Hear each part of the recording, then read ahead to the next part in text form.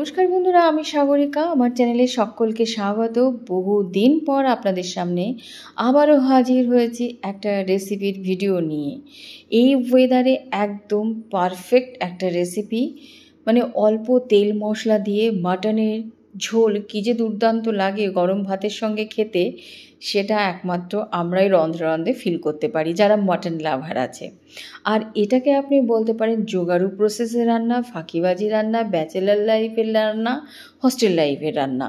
তখন হাতের কাছে কোনো কিছুই পারফেক্টলি পাবেন না, অথচ রান্নাটা কিন্তু অসাধারণ লাগে, যেটাকে বলা হয় মাইন্ড ব্লোয়িং। বেশি কথা বলবো না, শুরু করা যাক রেসিপিটি। একটা পাত্রের মধ্যে মাটন ভালো করে ধুয়ে পরিষ্কার করে নিয়েছি।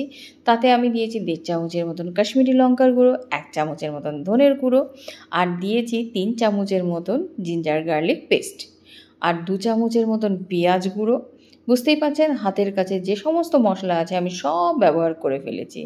আর এখানে হচ্ছে প্রয়োজন মতন হলুদ গুঁড়ো, স্বাদ অনুসারে লবণ, 3 চামচের মতন কাঁচা সর্ষের তেল, কাচ্চি ঘানি, অসাধারণ একটা ফ্লেভার, ঝাঁঝালো গন্ধ। শীতকালে তো এই রেসিপিটা একদম জমে ক্ষীর হয়ে যাবে গাইস। তাম ঝাম ঝামেলা নেই, একদম ঝামেলাবিহীন একটা রান্না।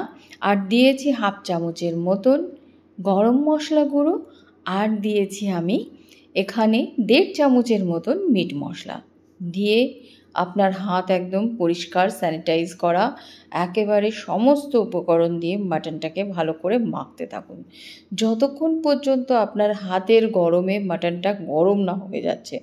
যত ভালো করে মাখবেন ততই রেসিপি কিন্তু দুর্দান্ত হবে। বাই দ্য ওয়ে, এটা কিন্তু প্রেশার কুকার আমি ব্যবহার করব না, তবুও অসাধারণ হবে। নরম তুলতুলে একদম মাংসগুলো হাড্ডির থেকে খসে পড়বে। দেখুন কি সুন্দর করে মাখিয়ে নিয়েছি।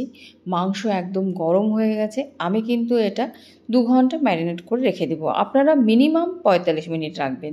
তারপরে কি গ্যাসের চুলোটা জ্বালিয়ে দিয়েছি, কড়াইটা বসিয়ে দিয়েছি। কড়াই কিন্তু একদম গরম হয়ে গেছে। তাতে আমি দেখুন 2 চামচের মতন সরষের তেল দিয়েছি। অতি অবশ্যই অল্প তেল ব্যবহার করেছি। কয়েকটা এখানে গোলমরিচ আমি দিয়েছি, সাদা গোলমরিচ এবং কালো গোলমরিচ, এবং কয়েকটা লবঙ্গ, আর 1 চামচের মতন জিরে দিয়ে ভালো করে টেনে নিচ্ছি। বন্ধুরা, এটাই এই মাটনের রেসিপির ফোড়ন। তারপরে 3-4টে ছোটো সাইজের পেঁয়াজ কেটে নিয়েছি 600 গ্রামের জন্য। ছোটো সাইজের 4টে পেঁয়াজ নিয়েছি, আপনারা চাইলে পরে বড় বড় 2টো কিন্তু নিতেই পারেন। তো তারপরে দেখুন ভালো করে পেঁয়াজটাকে ভাজতে হবে। আর আমি নতুন আলু দিয়েছি, 2টো পেঁয়াজ গোটা গোটা দিয়েছি। আপনারা তো রসুন দিয়ে খেয়েছেন, কখনও এরকম নতুন ছোটো পেঁয়াজ যদি পান তাহলে মাটনের মধ্যে গোটা গোটা দিয়ে দেবেন। দিয়ে কয়েকটা লঙ্কা দিয়ে একদম সব ঢাকা চাপা দিয়ে রেখে দিয়েছিলাম, আপনাদের সেটা উঠিয়ে দেখিয়ে দিলাম। এদিকে কিন্তু পেঁয়াজটাও ভালো করে ভেজে নিয়েছি। এবারে জাস্ট আমি মাটনটা দিয়ে দিচ্ছি, দিয়ে একটু নাড়িয়ে চাড়িয়ে নেব। বন্ধুরা দেখুন এইভাবে একটু মিক্সড করে নিচ্ছি। মটনটা কিন্তু আমি অনেকক্ষণ ধরেই মাখিয়ে রেখে দিয়েছিলাম, নর্মাল টেম্পারেচারে রেখে দিয়েছিলাম। একদম সাধারণ একটা রান্না। আমি কিন্তু দেখুন একদম জলটা দিয়ে দিলাম, কারণ এই জলটা দিয়ে আমি কষাবো, একদম স্লো কুক করব। স্লো কুকের রান্না কিন্তু অসাধারণ হয়। গ্যাসের ফ্লেমটাকে একেবারে লো করে দেব 45 মিনিটের জন্য। প্রথমে আমি ওপেন অবস্থায় ভালো করে জলটাকে দেখুন এইভাবে আমি টানিয়ে নিয়েছি। এবারে যেই ব্যাপারটা, মাটনের জল আমি যে এক্সট্রা জল দিয়ে দিয়েছি, জাস্ট ঢাকা চাপাটা দিচ্ছি। আমি বিরতির পর আসছি। 45 মিনিট কিন্তু হয়ে গেছে। মটন কিন্তু অনেকটাই নরম হয়ে গেছে। দই টই আমি কিছুই দিইনি। দেখুন হস্টেল লাইফের ব্যাপারটা কি হয় বলুন তো, ব্যাচেলার লাইফ বলুন, হস্টেল লাইফ বলুন, যারা বাইরে চাকরি বাকরি করে তাদের কিন্তু নিজে হাতে অনেক কিছু খেতে ইচ্ছা করে, কিন্তু হাতের কাছে আপনি কোনো জিনিস পারফেক্ট পাবেন না। ওই যা থাকবে সেটা দিয়েই রান্না করবেন। আর সেই রান্নাটা যে কী দুর্ধর্ষ হয়, মানে সবার রান্নাকে হার মানিয়ে দিতে পারে। তো আমরা যখন নতুন নতুন রান্না শিখেছিলাম তখন কিন্তু এইভাবেই রান্না করতাম। অলরেডি মানে গল্প করতে করতে তেল কিন্তু বাইরে বেরিয়ে এসছে, মাংসটা অলরেডি কষে গেছে, কোনো কাঁচা গন্ধ নেই।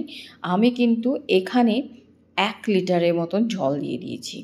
এবারে আর কি, বলক ওঠার অপেক্ষায় ভালো করে জল দিয়ে ভালো করে মিক্সড করবেন।